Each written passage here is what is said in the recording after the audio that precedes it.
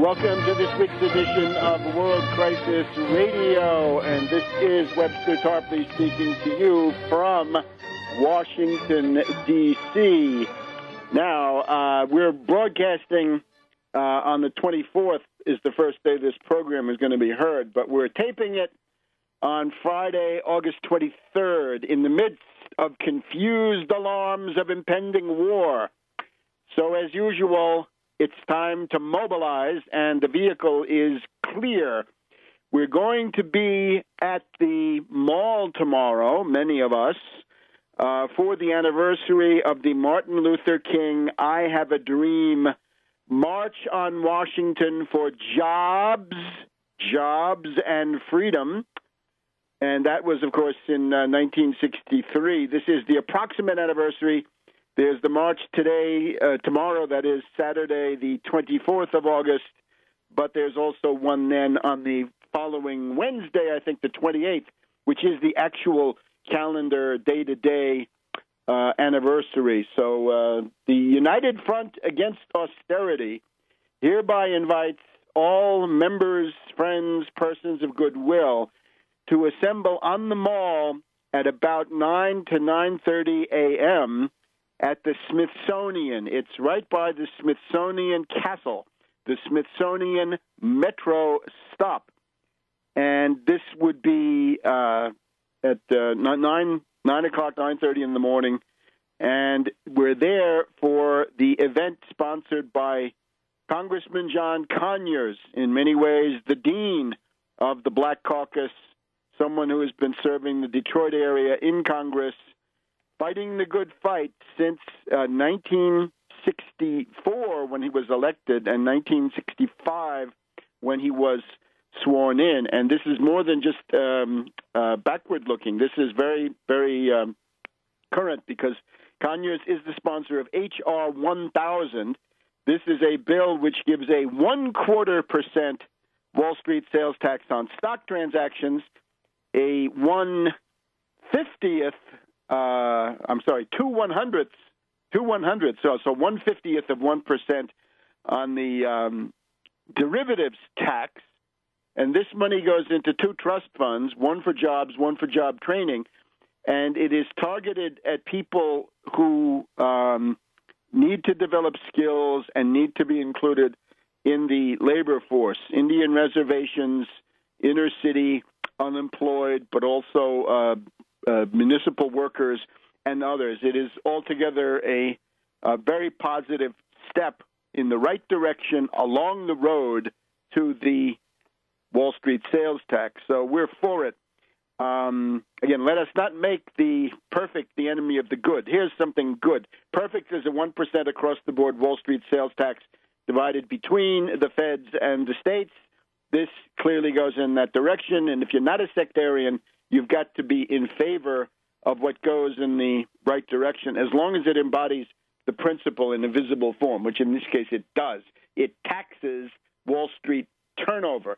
Once that's enacted, then obviously people will look at that flow and say, why are we only taking 0.25% when the average person is paying 7, 8, 9% sales tax? So there we go. On the mall, 9:30 a.m. For the Martin Luther King commemoration. Now, the danger of war here in the short term. This is the big issue today. So we're calling on people to mobilize. If you're coming to the mall today, bring your hands off Syria. Don't attack. And we want to give friendly advice to Obama right at the very beginning. Dear Obama, you seem conflicted. You better stay conflicted, because if you go for this project, you will be impeached. The same McCain who demands an attack will vote to impeach you, and you'll see it if you go down this road. And the Republicans, the national security warmonger Republicans, the duck and cover style Republicans, Duncan Hunter of the military budget out there in California, those guys, they will impeach you if you destroy your base. Remember that the Republicans have learned something. They realized that if they had waited to impeach Clinton until after the bombing of Yugoslavia, that they might well have been able to do it because he alienated his base, turned them off, cooled them down to a significant degree. So they don't want to try to impeach Obama yet if they think they can destroy his base and then turn around and impeach him. So the only appeal to Obama that has traction, I know, is his self-interest, not national self-interest, not humanity, none of this. Forget about that with Obama. But Obama, it's bad for you. It's bad for your tenure in office. You will be impeached if you do this. I guarantee you. There's nothing I can do, but the people who can do it will do it to you. Now, here's what we have. On Wednesday morning, if you woke up listening to National Pentagon Radio, you heard the first item was big gas attack in Syria, big sarin gas attack in the suburbs of Damascus. These are the eastern suburbs of Damascus. It's a place called Gut. And the source of this, there's only one source. Activists say. Activists say. We're in the land, not of Dr. Goebbels or of, the Neue Weltbühne of Willy Münzenberg, other propagandists. We're in the land of activists say, and that means Western intelligence agencies have invented. CIA Langley, speaking through some useful idiot, says. That's what this comes down to. So we don't know anything, but what we do know is that the warmonger crowd is in high dudgeon. They seem to think that this is their last chance, and they may be right. This may be it before the end of the military campaigning season and the definitive collapse, weakening, marginalization of the death squads. So the source is only the opposition. Obama has given an interview to CNN. And in this, again, he's conflicted. And again, he better stay that way. He says, this is a big event of grave concern that requires the attention of the United States and of the international community. It probably requires action by the United Nations. Now, of course, that means UN action means exactly what you will not get as long as Russia and China hang tough and stick to their principled positions and don't throw their own vital interests away. Then there will be no UN action on this. Obama says the time frame for action is growing short. This is action on Syria is growing short. He wants the United Nations to investigate it, but he stresses that the United States cannot do this alone, and it's time for the UN Security Council to do something. He talks about the need to think before you strike, think before you attack. All in all, not a warlike statement. In other words, it's somewhat lukewarm. It has dangerous elements in it, to be sure, but the overall tenor of this indicates that there's plenty of room to mobilize. In other words, if you think that this decision to attack Syria has already been made, yes, again, it has not been. So get out there and don't complain later. If you get into a war with Syria and a world war, which is the likely result, or if you care about some country in the region, a lot of them are going to go down, then you better do something about this. You better get on Twitter. You better get the proverbial horn and get your congressman and tell them, no, no, no. We'll talk about the broad opposition to this in just a minute. Now, even more important in some ways is the letter we have here from General Dempsey responding to a warmonger call from one of the congressional warmongers, Eliot Engel, and we'll get to that in just a minute. Welcome back to World Crisis Radio. Time to mobilize. Hands off Syria. No war. And you can throw yourself into this with some idea that there is a possibility, I think, of heading this off. Obama says you don't just jump in. You have to think before you attack. So for the moment, there's no attack. There's supposed to be an investigation. Now, let's look at this other document. General Martin Dempsey, head of the Joint Chiefs of Staff, in the process of getting a second 2-year term. Letter to Representative Elliot Engel. Engel, a leftist warmonger. This is someone obviously very concerned about Israel and so forth. So he wants an attack. Dempsey, who I regard as Obama's general at this point, he's tied his fortunes to Obama. If Obama goes down, so will Dempsey. This is the only kind of motivation we have in Washington these days, patriotism and humanitarianism out of style, but personal interest always there. So Engel has suggested in his letter that the U.S. military is reticent, weary, and risk-averse. And he says, no, says Dempsey, we're experienced in complex conflict, realistic about the cost we incur in blood and treasure when we apply the military instrument of national power. We are pragmatic about the limits of military force. He says, I was asked at the Senate Armed Services Committee what it would take to tip the balance in favor of the opposition and get Assad out of power. And the answer is there's not much you can do. There are certainly actions you can take to tip the cost, to tip the balance in favor of one or the other. He says, we can destroy the Syrian Air Force. Yeah, you can destroy it, Dempsey, but at what cost to you? Will all the sorties come back? That's an interesting question. The loss of Assad's Air Force would negate his ability to attack opposition forces, but it would also escalate and potentially further commit the United States to the conflict. Stated in another way, says Dempsey to Engel, it would not be militarily decisive, but it would commit the United States decisively to the conflict. In other words, you'd be in the quagmire.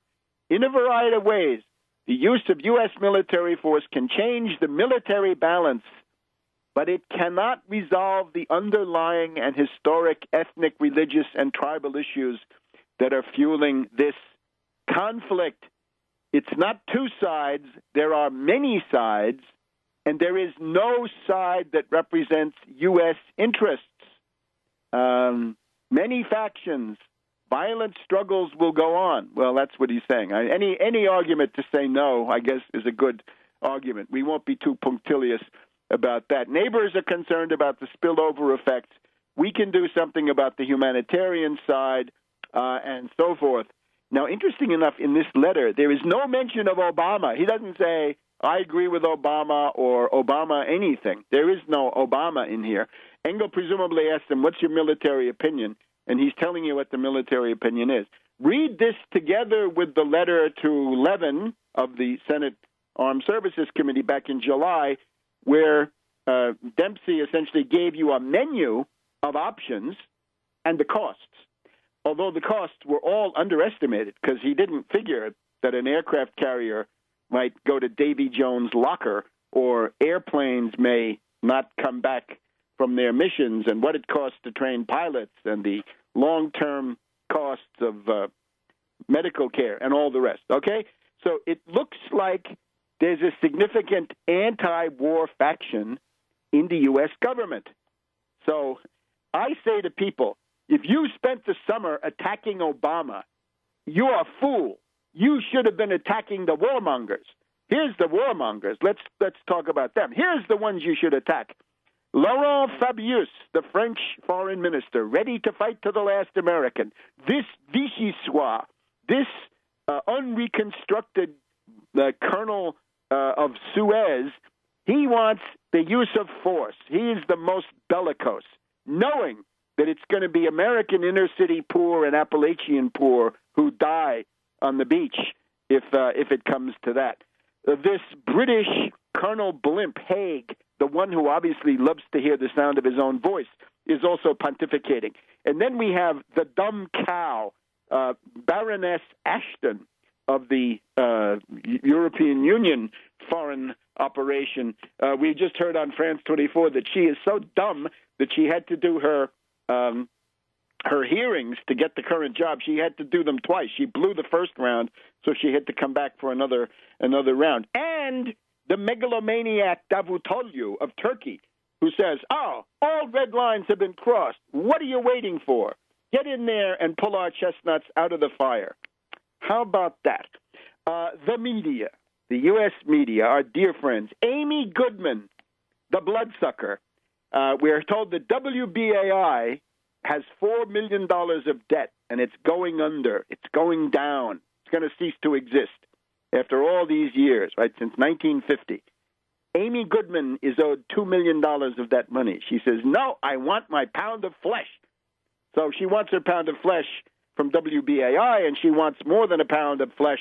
She's for humanitarian intervention. We get the picture. Jonathan Karl of ABC News. You know, in Middle English, Karl means a churl. So the churlish Jonathan Karl, in his interview with Obama, practically he baits him and interrupts him. You didn't intervene, a red line, this and all this other stuff. Basically trying to goad Obama, right? Get his goat and do something about it. The State Department with Mademoiselle Pesky, we'll have to see about that. They seem to be divided. Let's just take another sample of opinion. Here's an interesting example. The Washington Times, right? The reactionary neocon Tea Party right-wing newspaper here in Washington. Their columnist Thomas Mullen.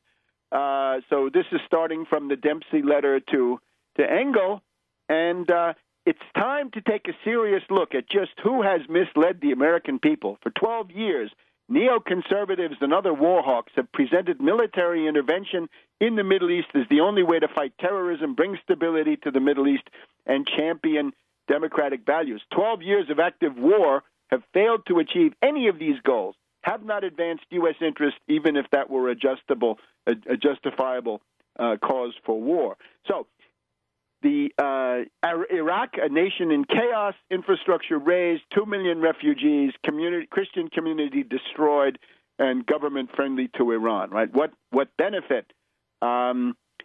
His idea is it's time to take a serious look at the entire 12-year adventure in the Middle East, in particular, this interventionism. How much money are you willing to borrow? What evidence is there that you've accomplished anything?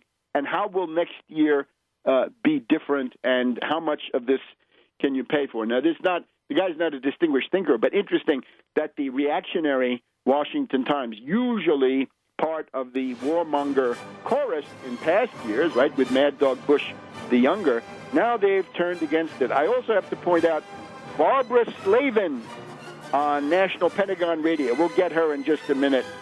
She was warmongering this morning, and, of course, for humanitarian reasons. Back in a minute on World Crisis Radio. Welcome back to World Crisis Radio. So here we have a top Pentagon General, Dempsey, who basically says no, and this is really no. It's no under any circumstances, as far as I can see. Obama, obviously, somewhat more evasive. Here's an interesting fact about Obama, though. The warmongers are complaining this morning that the last fake chemical attack, remember, Obama, this was sort of in around mid-June after the fall of Qusair, Obama had not said it himself, but they sent out little Ben Rhodes to say that the U.S. would now start arming the rebels. According to a number of people on the blabs this morning, no weapons on this shipment, anyway, have come to the rebels. None. There's an argument that the U.S. has been arming them all along, and that this is only to legalize what has been now the practice. But in that case, they've legalized it, but they haven't increased the deliveries. There seems to be a lot of complaining that almost nothing has been delivered. So did Obama bamboozle the warmongers? And again, Obama says, I'm against war. War is bad for Obama. That's how Obama comes at it. But that may not be absolutely the worst under these conditions. In other words, that's something you can work with if you're not a fool. If you didn't spend your time joining in the Republican Ted Cruz, Rand Paul attack on Obama, right? The Snowden snow job designed to weaken Obama to the point where he wouldn't be able to say no. Look at it that way. If he's able to say no now, it'd be no thanks to a lot of these jerks who have been bashing Obama based on, I don't know what, Benghazi or some idiotic story like this. Barbara Slavin on National Pentagon Radio of the Atlantic Council and something called Al Monitor, some kind of propaganda instrument for the Arab world. She's against land war, she says. She's shocked to be called a warmonger, as she was this morning. Oh, she was against the war in Iraq, but now it's humanitarian. So she says there are sometimes when you've got to stop thinking and start acting, right? A somewhat Nietzschean proposition. So we've got this entire parade. Here's another very interesting one. On public television, we have Margaret Warner, right, the McNeil-Lehrer NewsHour, or whatever they call it now, the NewsHour. She comes on there, and she's harping on the moral duty to attack. You have humanitarian moral duties to wage war. You've got to get in there and attack. The warmonger is a guy called Zarate, who calls for the bombing. It's clear that Zarate is not going, and Zarate's kids are not going, but the Appalachian and inner city people are supposed to go. And indeed, Zarate whines that Obama should be hyping war. We need strong leadership, says Zarate. Obama, get out there and hype the war. You're not doing it. Syria, according to him, must big interest for the U.S. to come in. Then we have a mixed character, Joshua Landis of the University of Oklahoma. His line is, Syria's already a failed state, but in Syria, the United States has no partner, no ally. You've got the Islamists, you've got the others, and he wants to make this comparison that in the American Civil War, you have 750,000 dead out of about 30 million. In Syria today, 100,000 dead out of about 27 million. Syria is still far short of a real heavy-duty civil war. And then he goes back and says, would it have been better for the British and French to intervene in the American Civil War? He says, it probably would have been better at the time, but over the long run, it would not have been better. That's a tortured argument. We have the solution. Thank you to the Russian fleet for not allowing this horrible thing to happen. And that brings us to the Russian Foreign Ministry. Hats off to the Russian Foreign Ministry for hanging tough and for coming out early in the process. The Russian line is, in my opinion, the most factual, and it says that this entire stunt, this entire accusation, activists say, this entire activists say proposition was a pre-planned provocation, a provocation pre-planned by the rebel groups, not specific whether it's the Nusra al-Qaeda gang or whether it's the CIA Idris Free Syrian Army, but they are the ones. Notice also the Israelis are hyping war. We've got this entire lineup, Fabius, Hague, Ashton, the Turks, and the Israelis. They all want the attack. The Israelis say that Syrian rockets were used to carry chemical weapons. I think this means Grad, short-range missiles of old Warsaw Pact vintage, but we'll see.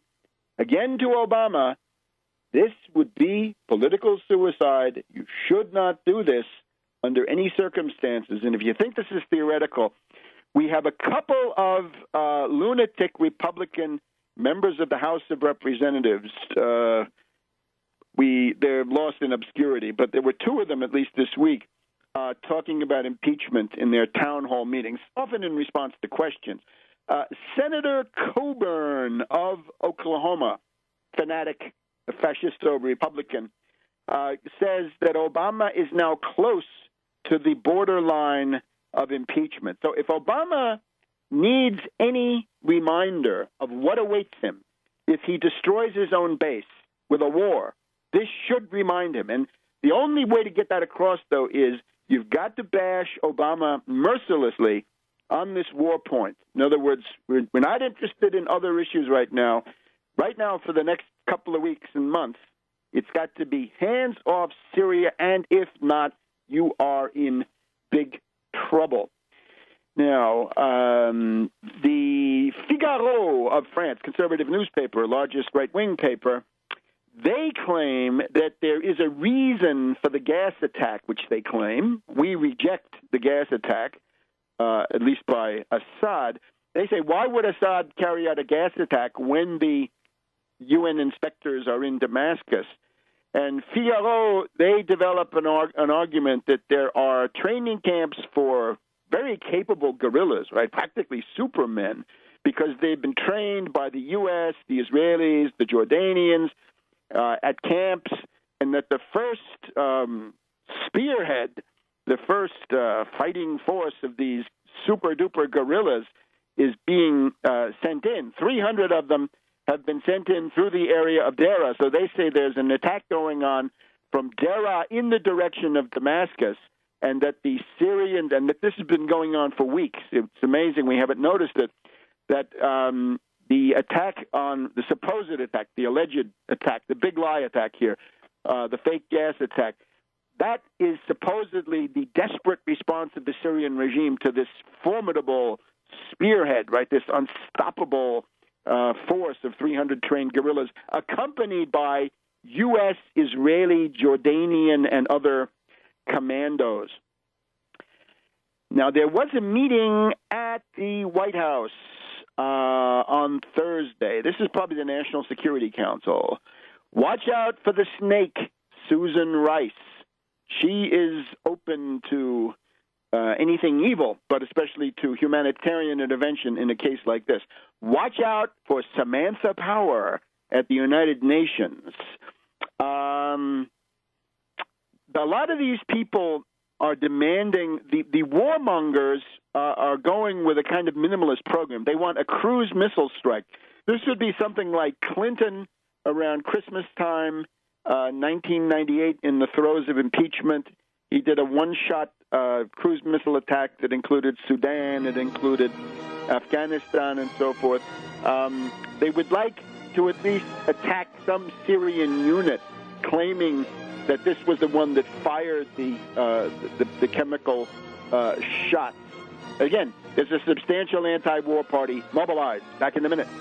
Welcome back to the World Crisis Radio, and now we want to switch over to the active side of things, the magnificent effort in New York City to get the Tax Wall Street Party on the November ballot, and the various developments that go with this. And we've got to remember this has been a very big week, going back to Tuesday when the signatures were turned in, and we're now at the point where the window of opportunity for the reactionary forces to try to stop the Tax Wall Street Party from getting on the ballot, that window is closing. So let's get all of the most recent updates from Daniela Wall. Webster, a few hours. Well, you said a few days ago, this last Tuesday. Can you hear me? Yes, go ahead. Okay. You're on the air. This last Tuesday, August 20th, members of the Tax Wall Street Party and members of the United Front Against Austerity escorted mayoral candidate Randy Credo into the New York Board of Elections office at 42 Broadway to deliver almost 10,000 signatures. Our minimum signature requirement for ballot status was 3,750 valid signatures from registered New York City voters, and in just 24 days, our team submitted almost 10,000. If there are no objections, meaning challenges, by 5 p.m. today, Friday, August 23rd, then Tax Wall Street Party is on the ballot. Okay, and of course, go if you're hearing this on Saturday, right, which is when the program is aired, go immediately to the credico2013.org website, and you will get there, hopefully, the confirmation that the window of challenge has closed and that Credico Tax Wall Street is on the ballot, giving us 2 months to educate New Yorkers and others, because when you're in New York, right, the communications are all there, on the necessity of taxing Wall Street turnover. Yeah, at 5 p.m. today, I will post onto the website that we made the ballot and make a press release. So hopefully everyone will see this message when the show airs tomorrow on the website at taxwallstreetparty.org. So a couple of questions. Where did a lot of these signatures come from? I mean, were there some places that were more eager than others? This was a heroic effort by the Tax Wall Street Party party supporters, many coming from the United Front Against Austerity. You can find them at againstausterity.org. Civil rights groups came forward, economic rights groups, and your heroic listeners who stepped up. We even got a brief shout-out of support from the AFL-CIO for our campaign. So that's where the volunteers came from, Webster. Okay, and I want to take a moment and just thank everybody, all of the listeners to this program who stepped up, and we know that quite a few did in order to make this possible because, of course, the logistics are absolutely critical. And if this occurs, this is going to put the tax Wall Street issue on the front burner, and that will be to no small degree the merit of people listening who sent in their checks. Right, a lot of small contributions came in from people who were obviously listeners. Yeah, we got a lot of small donations that ended up adding up to thousands of dollars, which was what made this happen. That was what pushed us over the top. So thank you to everybody who ended up donating. It was amazing. That's what really did it. Now let's cross our fingers. We don't want to tempt fate. We don't want to show too much hubris, but let's cross our fingers. Figure that Credo and Tax Wall Street will be on the ballot all the way to November 5th, beyond the September 10th Democratic primary. Tell us about the campaign now, right? We're still in the Democratic primary phase, September 10th. Now that it appears, and I'm still very nervous, this is the most nerve-wracking of all times, these last few hours to wait, and I don't know why. It's like just that last foot before the finish line. But now that it appears that we qualified for the ballot, we're still going to need everybody's help, especially now. Our greatest need is still contributions as we're transitioning into the campaign phase. So whatever people can donate will be deeply appreciated and used frugally. Suppose you convince somebody. What should they do? Where do they go to contribute? You can donate to credico2013.org/donate, or there is an easy-to-find donate button on the homepage of Randy's website at credico2013.org, CREDICO2013.org. You can also donate to the Tax Wall Street Party. There's a donate button on that site at taxwallstreetparty.org. And we also, since we don't have a lot of money, we're going to need to get a lot of creativity. We're going to need a lot of creativity. So if anybody has any cool ideas or suggestions, please contact me at taxwallstreetparty@gmail. If you are a singer-songwriter, we need Tax Wall Street Party song. If you are a video editor, we need videos and commercials, humorous videos and poignant videos. If you are a website person or graphic artist, we need graphic memes. If you are a lawyer, we are going to need lots of lawyers. We need people to post and repost our memes and commercials on Facebook and Twitter.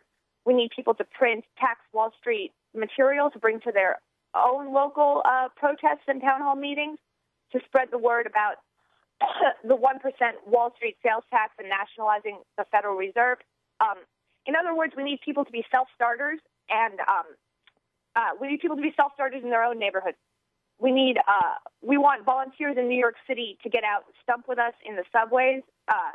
You can come meet up with us in Times Square and Rockefeller Center to get on shows like Good Morning America and Fox and Friends. We will be holding big Tax Wall Street signs, vote Credico signs, nationalize the Fed signs outside the windows of those shows to get the message on TV. So I'm gonna make a calendar of events on the website and tell you what days we're going to end up being in New York City outside the windows of those shows. But come join us, and this has been a lot of fun so far. So coming out will be fun. Let me also add, as far as I know, that we did have some nationwide help, obviously so far, but now you're in the phase where if you want to come and agitate, think about doing that, right? Our ability to accommodate people is limited, but still think about spending a week in New York sometime between now and November 5th. Yeah, it would be a great vacation if you guys came to New York and did this with us. And you wouldn't regret it because I don't know. A lot of people who have already come found it really fun and meaningful. People can also start their own affiliate Tax Wall Street parties in their own states. And if you want to email me about that, we can discuss what's required for obtaining ballot status at taxwallstreetparty@gmail. But everyone is welcome, left, right, and center. This is an American party. We are not ideological. We are only focused on the financial oligarchy that has sucked the life out of this country for the last 40 years. So, and when the show airs, it's going to be the March on Washington, Webster, right? That's right. So you're going to be there. And I think there's never been a better time for the March on Washington because you're focusing on, not only focused on civil rights and economic rights, but there's never been a better time for the Tax Wall Street Party. We are in a depression, and U.S. income inequality is the highest in the developed world. The Tax Wall Street Party is a recovery movement. We're offering practical solutions for an economic recovery. You can read our program at taxwallstreetparty.org. And once again, thank you to everybody who helped us get on the ballot in New York City. And if we can make it there, we can make it anywhere. That's my message. Now listen, let's just point out the influence that Credo has already had, which I think I detect. This past week, we had the New York One debate. New York One is a local cable station. It's like, I don't know, News Channel 8 here in Washington is the similar thing. But New York One, okay. So New York One, it's amazing. 7 dwarves. They get 7 mayoral candidates. I really wonder how they justify excluding Credo, because they had a guy up there, Salgado, who's a Pentecostal minister, who's not an elected official, right? A lot of them are elected or were elected officials, but they got 7 dwarves up there and not Credo. I think that's something we really have to look into. And I think their tactic is just to ignore us instead of trying to fight us, because they just do not want any attention on the Tax Wall Street Party. That goes without saying, but I think we've got to actually make an inquiry about that. How dare you? And what's your basis? What's your argument on the basis of what? I'm going to spend the day looking into that. We'll be back in just. We've got to have our top of the hour break now, so we've got a couple of minutes of ideology coming up, I guess. But we'll be back in a minute with Daniela Wall. Welcome back to World Crisis Radio, and we're going to continue now with our report on the progress towards ballot status of the Tax Wall Street Party. There used to be Occupy Wall Street. That's so passé. Now it's tax them, hit them hard. Don't just occupy them. But listen, here's what I wanted to say. See what you think of this. There was this New York One debate. Okay. With the 7 dwarves, right? Credo excluded, and therefore the whole thing a pretty sorry, sad, low-energy affair. But here's what I noticed. Wiener, in order to detract attention from his well-known sociopathic tendencies, Wiener is now in favor of single-payer health care. In other words, Medicare for all for everybody in New York City. That is a demand lifted directly from the Credo program. I have here the famous King Kong folder of the Credo campaign, right? This was available already in May. Randy Credo, New York City. This is 19 promises to New Yorkers. Single-payer health care is on there. Wiener was nowhere on that issue. Now he's on it. Another one, Thompson. He wants a people's budget. Not so clear what the people's budget is. You can see he's trying to get some populist economic traction. The most interesting, De Blasio. De Blasio has a pre-K tax. It's pre-kindergarten. So he's claiming that if he puts a 4% or so tax on incomes over $500,000, so it's a surtax over $500,000, that would allow everybody to have preschool. And he also says 200,000 low-income housing units over 10 years, right, which sort of dilutes it down to 20K units. But what I see is the pull of the outspoken populist economics, which are associated with Credo, right, in these pamphlets that I know you helped to put together. Yeah, we noticed that too, and we didn't want to be paranoid, but now it's starting to get very weird. They're just they're taking direct program points that they were nowhere on. These people were nowhere even close to any of these issues, or there was none of this, like you said, like this populist insurgency type stuff. So it's almost coming into fashion, and maybe we helped start that fashion. And that's I think so. And again, this is exactly what you want to do. This is another way to argue. Look, with Credo, it's not just pie in the sky. Vote for me, and then after I'm elected, you'll get these and these benefits. It's support me now, get in there and fight for me, and the benefits will come rather soon. Because this again, it's a very important change in the climate. I think De Blasio, if he is ahead of some of these others, which he may be, it's because of this pre-K tax that allows him to sound like Credico in the sense of he's saying, you know, what most people would hear, tax Wall Street, well, tax rich people. It's obviously not that simple, but you get the idea. They're trying to do a bait and switch, in other words. Well, the thing that worries me is, are they just taking the message right now to be in vogue and then get elected? And once they're elected, not really follow any of it. Of course. I know. But still, I know. So, you're moving the needle, right? You're not just a voice crying in the wilderness. You're pushing the whole debate in a given direction. And these things then can take on a life of their own. I wasn't at the New York 1 debate, and a good thing to do, Webster, would be to actually ask the guys on the ground that were there. But they did tell me that there was, I heard some little tidbits that there was an unusual amount of pandemonium outside that New York debate. And it looked very weird. I don't know if it was set up by the campaigns to look that way or it was actually organic, but I heard that it was like a gang warfare on the ground. There were the paid pro-Quinn, sign-holding people being fought right next to them by Quinn protesters. And then right next to that were the de Blasio hired sign holders with a band. And then right next to that was the de Blasio, the Two-Face, puppet of Wall Street signs. And it went like that down the line, and there were actual physical fights throughout this. And Randy was outside preaching to the crowd because he was the only candidate not allowed inside. So he was holding court outside, and there were some big pictures of him, yelling to the crowd in the Gothamist online magazine. And it's kind of getting wild because there's an awakening.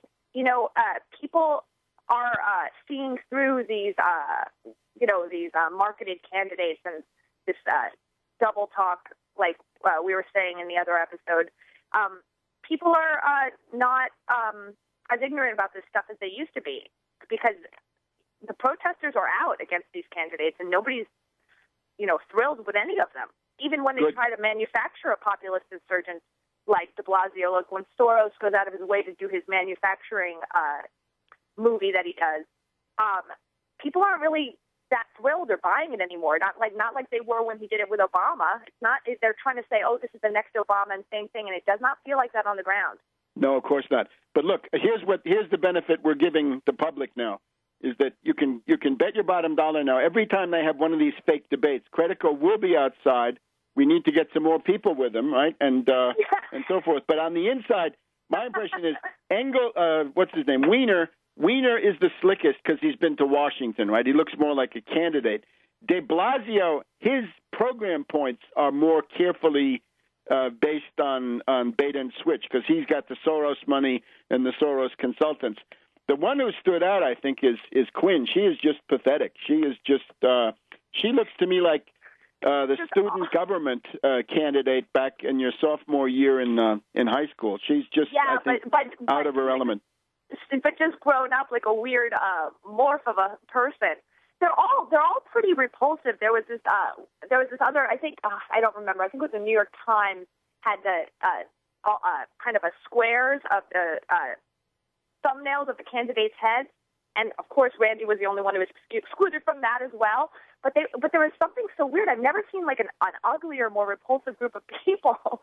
And maybe there's got to come up. I see somebody saying, "Well, where do they find these people?" And it's like for you to get into public office and sell out humanity and just do the bidding of the people who don't have the public interest of Wall Street, right? Of Bloomberg if you're Quinn, and of Soros if you're de Blasio. To do Wall Street's bidding, that's why you're hired. You're hired to do Wall Street's bidding, and to find those kind of people, you're going to find people that are soulless. They all had shark eyes, dead shark eyes. At least Randy has some humanity in his face. We have Liu, who apparently has all kinds of fundraising scandals. Thompson, who again does not stand out. Anyway, the point is, if you want a protest candidate, because many people are looking for that, right? Credico gives you the biggest bang for the buck.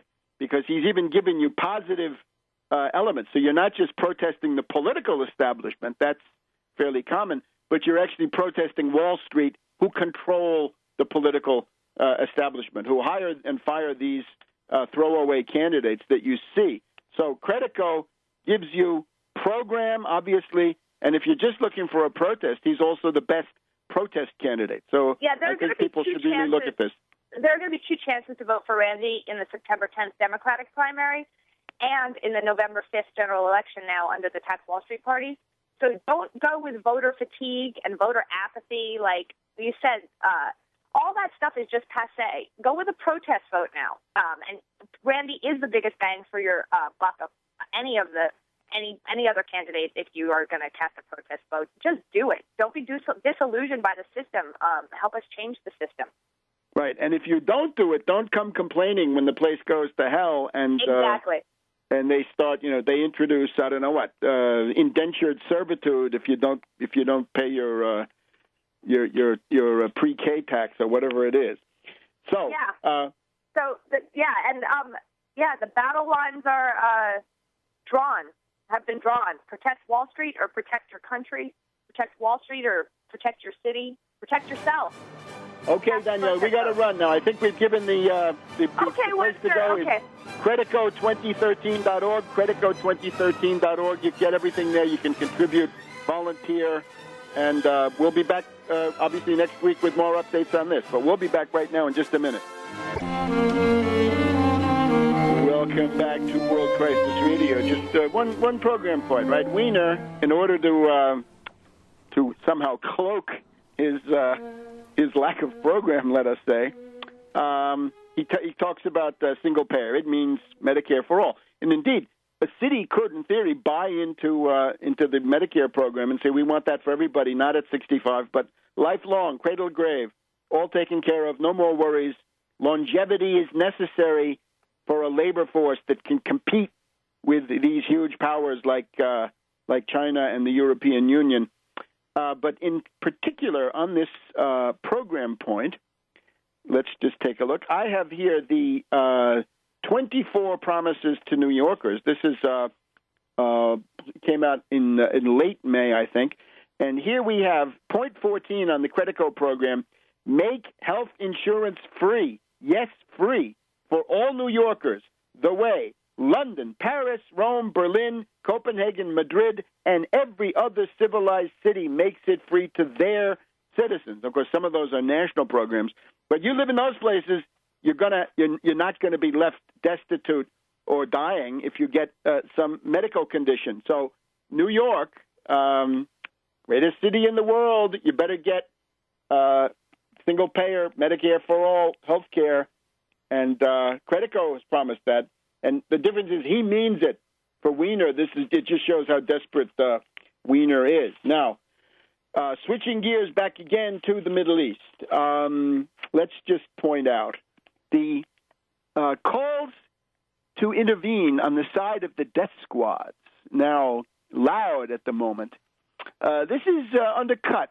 In the New York Times itself today, we have American tells of Odyssey as prisoner of Syrian rebels.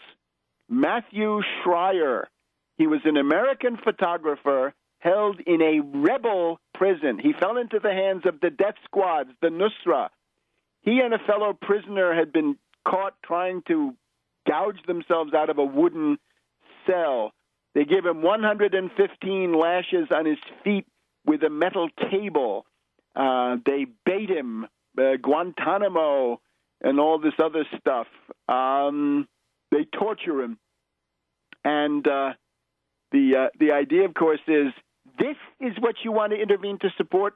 Remember the guy who cut out the heart of his dead opponent, a prisoner of war? He murdered a prisoner of war, cut his heart out, and started chewing on it in front of a video camera. And, of course, the record of the rebels in using chemical weapons is overwhelming. So I think there's absolute moral turpitude and depravity and degeneracy to do anything like this. But the only way it gets stopped is if you go out and mobilize politically Twitter is always there, and if you're not doing that, I really think you have to search your conscience, right? You are commanded to do good, and you better get out and do some. Now, let's leave Syria for the moment and take a quick look at the Egyptian situation. Here, I think it's clear now that the Egyptian army, by preempting the Muslim Brotherhood coup, in other words, there was a coup combined with wars, Ethiopia war, Syria war, possibly two wars, but the Ikhwan, the Muslim Brotherhood in Syria, and its president, Morsi, and this guy, Badi, Badi of the Muslim Brotherhood, who's now been arrested. Morsi and Badi were obviously planning a dictatorial coup with foreign wars as May and June went on. And the fact that General Sisi could see this coming and acted decisively to prevent it and to break the back of the coup with his own counter-coup has put the Muslim Brotherhood in a very difficult situation. So we've got articles here.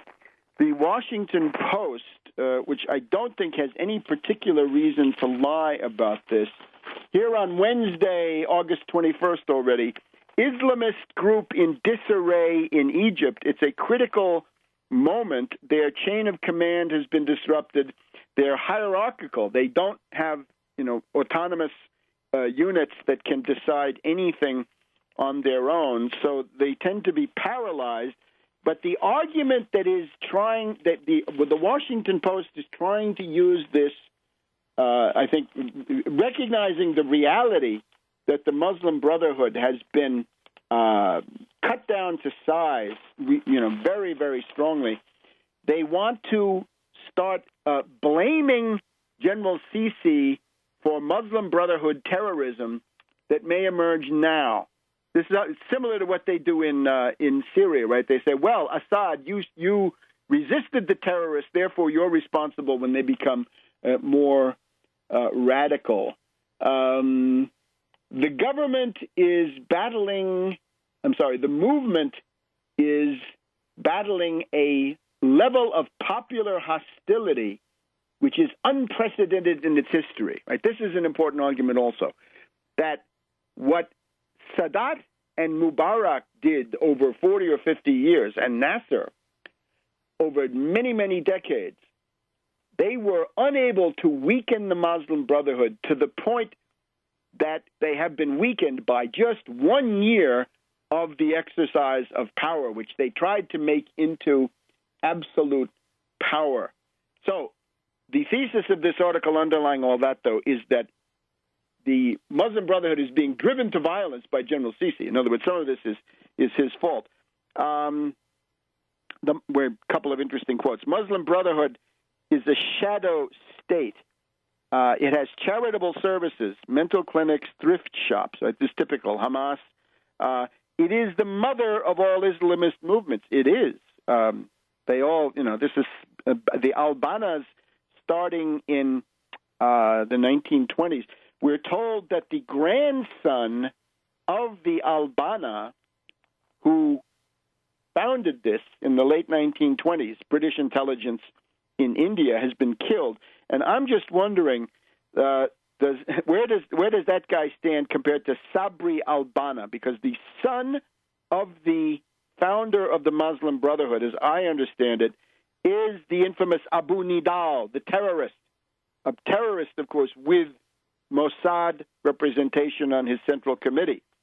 So Sabri al-Bana, is that the uncle of the al-Bana who has now been killed? We'll look into it. But you see these connections. Anyway, the idea is there's disdain from a broad swath of society. Egyptians are irate. There's tremendous hatred against the Muslim Brotherhood. That's an important political fact. Back in a minute. Welcome back to World Crisis Radio. We're looking at the decline, the partial collapse of the Muslim Brotherhood in Egypt, the infamous Ikhwan, this machine that was so focused on power that when they got into power, they somehow seemed to think that it was all about power. And what they neglected, eudaimonic legitimation. Remember, there are different kinds of legitimacy. There's a formal legitimacy.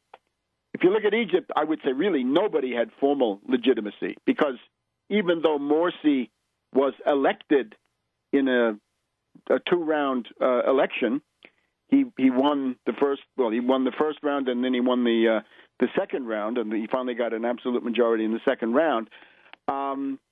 He then, in November, December, went on and essentially unilaterally amended the Constitution, giving himself total power and immunity to judicial review. So if you want to think about formal legitimacy, he surrendered it. He tossed it out the window when he went ahead and unilaterally expanded his own power. You don't get to give yourself more power. You don't get to change the Constitution once you've been elected. That's the mark of a coup d'etat. So Morsi was a creeping coup. The other thing, of course, as some have pointed out, one of the measures of democracy is, are the rights of the minority assured? And the answer in Egypt is no, no, no. The Copts were being beat up, burned out, and so forth by the Muslim Brotherhood. So this was no formal legitimacy. The legitimacy that is now available to General Sisi, and I urge him to act expeditiously to do this, is eudaimonic legitimation. Can you deliver the goods, the general welfare? It is the responsibility of governments to promote the economic progress and the prosperity of their peoples, their longevity, their full employment, their housing, their benefits, their sense of security in old age. In other words, take yourself the Roosevelt Economic Bill of Rights of January 1944. Indeed, take the Hamdin Sabahi Economic Bill of Rights that he proposed for Egypt and implement that. The problem is, if you want to do that, you've got to radically increase production. Economics is not about money. Economics is about production, production, production. The Second Nile, to increase agricultural production. The Cairo to Cape Railway, to increase trade and production. 4 million housing units. Try for 5 million jobs in the next 6 months. Seize the central bank. Start putting out billions and trillions of Egyptian pounds as 0% long-term credit. Turn, above all, to the BRICS Bank. Brazil, Russia, India, China, South Africa have a vital interest in proposing and in establishing on the world stage an alternative to the bankrupt and unjust International Monetary Fund and World Bank. That is the BRICS Bank, and this is now Egypt. This is where you have to do it, right? As the Romans would say, hic Rhodus, hic salta. Here we are. Jump now. Do it. Get it done. Going back to this question of the Muslim Brotherhood, they ran on Sharia law. Now, here's the thing. As the Washington Post correctly points out, they quote a cab driver saying, I wanted Sharia law, but to him, Sharia law means economic justice. It means an orderly and just society without corruption, rip-offs, and so forth. And he says, the only thing I got was more injustice. In other words, the promise was, we will raise the standard of living of poor workers and poor peasants. They did not deliver jobs or social justice. They proved to be completely inept, bungling, impotent to provide jobs for a swelling population. That is what coupled Mubarak. This you cannot get tens of millions of people in motion on internet freedom in a country like Egypt, where 30 or 40 million live on less than $2 a day. That is a petty bourgeois illusion. So the golden youth of Tahrir didn't get the point. They came with utopian democratic reforms. They needed economic populist programs. And it shows this fakery done by the Muslim Brotherhood. Here's an interesting story. Abdul Qadir is a resident of Cairo, and he's interested in bettering himself economically, but then he gets sick, and he couldn't afford the cost of hospital treatment, and the price of the bus fare went up by 300%. It used to be £1. Now it's £3. That's 42 cents. It's about 7 to 1 between the pound and the dollar. So the bus fare triples. The price of gasoline, as we know from other sources, has doubled, and that's the Muslim Brotherhood. And they sell out to the International Monetary Fund. They increase the sales tax. They talk about attacking the subsidies because, of course, as the U.S. media tells us, those subsidies, of course, are unsustainable. Now, it's interesting here. Coptic Christians, Egyptians of all kinds, but Coptic Christians especially, have staged a demonstration at the Washington Post, saying the Washington Post is in the pocket of the Muslim Brotherhood.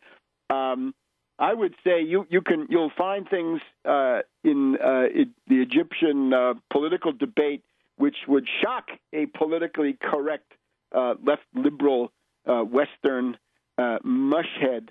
Here, one guy says Egypt is doing the world a favor by getting rid of those extremists, and the Washington Post should cover that story.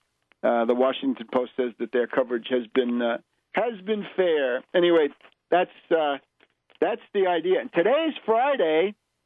Today's the Friday of the Martyrs, but somehow it looks like the Martyrs didn't get the invitation. The Martyrs forgot to RSVP on this Friday, the 23rd of August, because according to what I've seen, right, and they're normally eager to show you any crowd with a camera angle designed to make it look big, there's nothing happening. Tahrir is a traffic circle, and these other places are whatever they were. So that's, I think, it. Oh, and of course, the one thing we should have mentioned with Syria, but it also bears on Egypt, Al Jazeera has now launched their Al Jazeera for America. Now, you notice the cable television here, the MHZ network of Gold Bay, Virginia, in the recent past would give you Al Jazeera International Edition.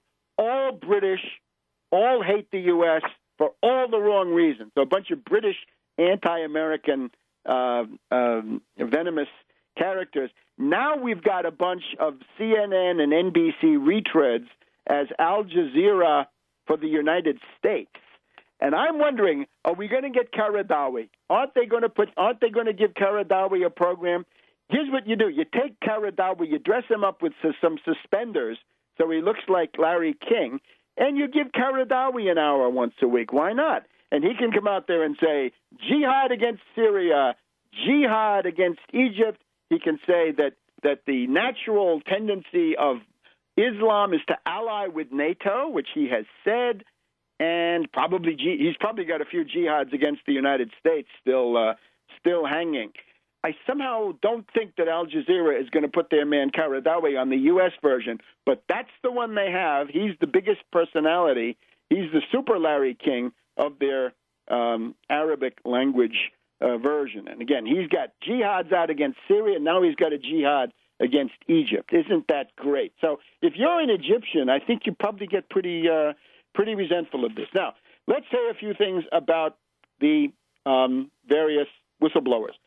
Bradley Manning, I think, is a victim. I think he has been betrayed by Assange and the Assange network. I would regard that guy, Adrian Lamo, as a part of the Assange network. When Bradley Manning, whatever his confusions were, came forward and said he wanted to give these secrets, he was assured that his name would remain a secret, and Lamo of the WikiLeaks organization betrayed him. That's why he is where he is. Back in a minute. Welcome back to World Crisis Radio. Bradley Manning is a victim, I would say, of Assange and the WikiLeaks network. This Adrian Lamo was a fundraiser and contributor to WikiLeaks. And I think whatever we can say about Manning, he must have thought that Lamo was somehow a part of the operation, WikiLeaks, and that the guarantee of anonymity would extend to him as well. And then Lamo turned around and betrayed him to the U.S. authorities. So I think this is a tragic case. And obviously the years of solitary confinement and other cruel and unusual punishments are very bad precedent. So this victim should be given his freedom. Now, here's the problem. We have this guy, John Young of Cryptome, right? Cryptome, a group which is very skeptical about Assange and WikiLeaks because they know them so well, right? John Young was the mentor of WikiLeaks, of Assange.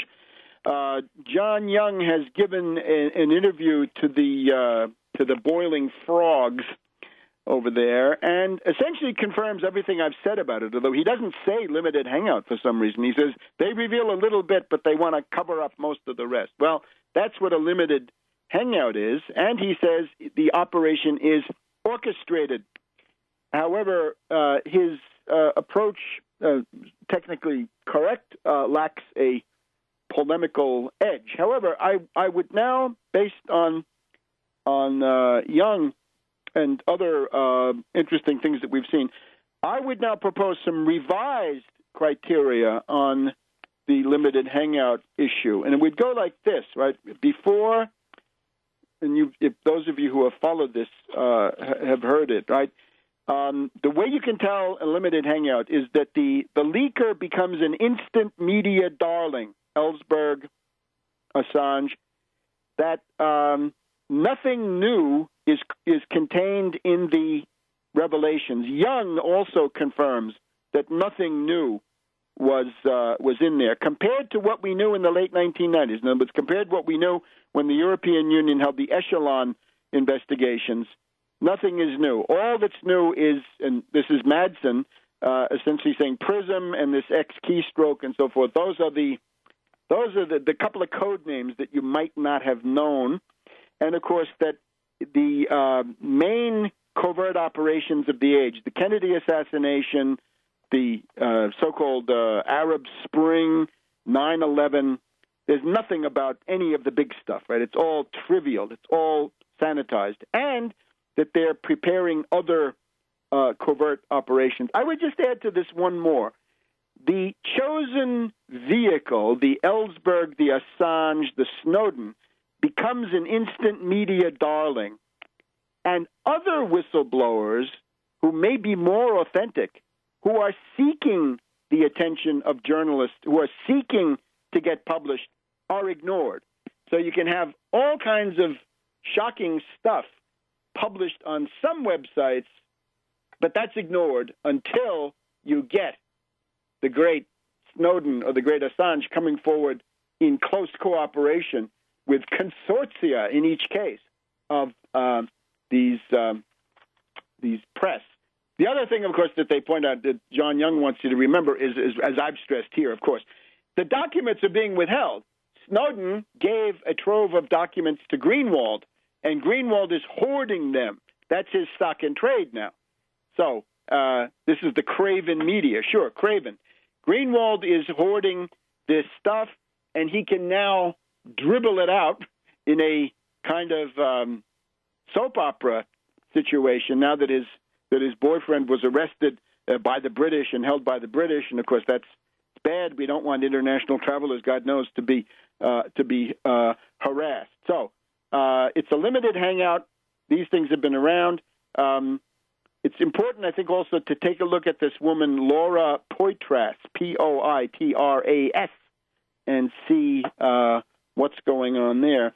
Also out of this is the suggestion that some attacks attributed to China that hit the U.S. may be NSA attacks that are bounced off China, right, that involve taking control of a computer in China and then coming back, a spoof, as it might be called. Okay, so there's all that. Now, there is this council of advisors. Obama has a council of advisors, people that are going to they're going to supervise the amount of snooping that goes on. And let's see if we can find this array. The most interesting is Cass Sunstein. Cass Sunstein, the master of cognitive infiltration, the husband of Samantha Power, who is leading the charge for war. at the United Nations. Cass Sunstein is going to be there. Michael Morell of the CIA is also going to be on this commish. So essentially the foxes and worse are guarding the chicken coop. Let's see who we have. Michael Morell, who has been acting head of the CIA at different times. One-time economic policy advisor Peter Swire.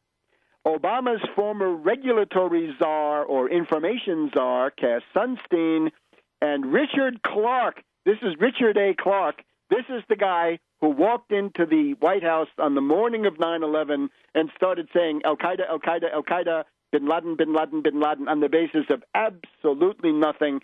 Clarke is the guy who ran the U.S. government on 9/11. Read all about it in 9/11 Synthetic Terror Made in USA.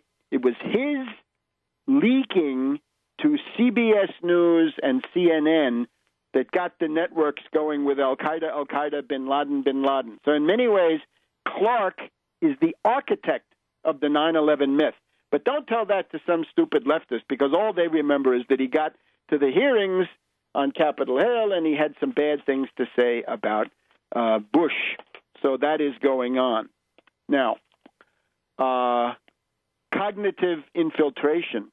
That's what we can expect from Cass Sunstein. And remember that cognitive infiltration goes on and on. 9/11 Truth Movement largely destroyed by cognitive infiltration. But now my thesis is that these whistleblowers and their ilk, this is cognitive infiltration. In other words, you've got a mass of people who have become disaffected with Obama. And the question now is, where will they go? They're unlikely to go to the Republican Party. Some of them, the more degraded ones, the ones with greater hebetude, we might say, they might incline towards Rand Paul or something like this. But this, I think, is a smaller group. These people are up for grabs. And the point is, how can you neutralize them?